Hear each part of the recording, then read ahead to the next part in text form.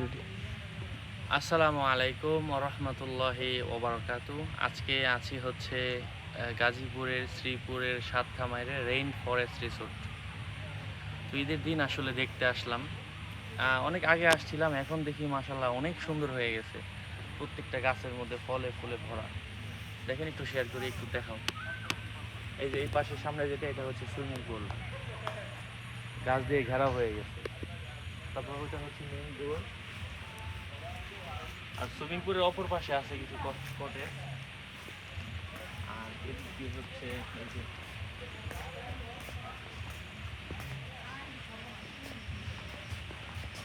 আর এদিকে একটু দেখা যায়, ওই যে সামনে ফুল সুন্দর আমরা পেয়ারা তুলেছে।